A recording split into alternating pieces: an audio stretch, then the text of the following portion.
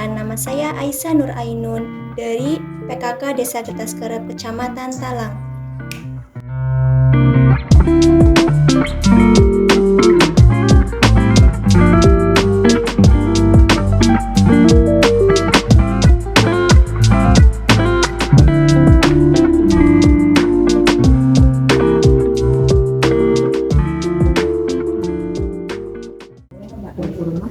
Mbak Eka dari mana?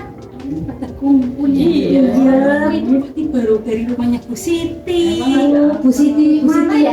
Yang itu ya anaknya kecil, tidak sesuai dengan usianya ya Bu ya. Kasihan banget loh. Masa sih? Kena sawan.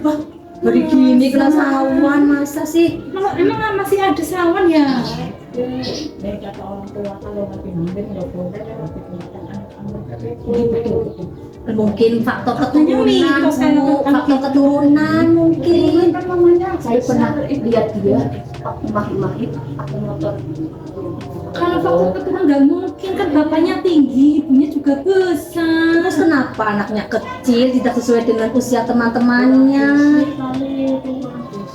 Kok pelit ya? Lah, orang kaya kok pelit sih Bu? Kasihan anaknya. Coba kita tanyakan sama Ais. Tahu nggak itu Bu Siti yang anaknya kecil tidak sesuai dengan usianya sama teman-temannya loh, Mbak? Itu mungkin kena stunting ibu-ibu. Stunting. apa itu stunting? Stunting itu diakibatkan yang pertama itu gagal pertumbuhan, yang kedua itu kurang gizi, yang ketiga faktor keturunan. Oh, dari mana Mbak Ais tahu? Baca buku ibu-ibu. Oh, baca buku. Baca buku. Berarti kita harus baca buku. Dalam buku itu banyak pengetahuan tentang itu ya. Jadi perjalanan Oke. Itu contoh kecil orang yang malas dan tidak mau membaca. Memang miris bahwa bangsa Indonesia itu minim dalam hal membaca, jauh dari negara-negara lain.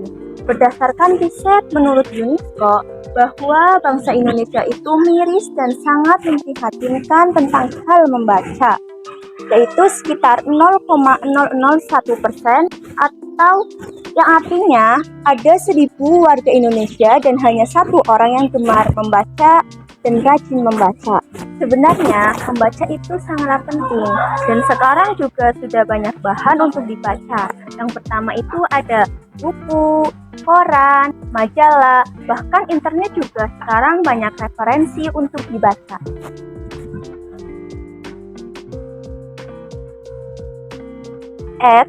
Kalau kita gemar membaca, tentunya kita disegani oleh teman-teman yang lain loh. Nggak percaya?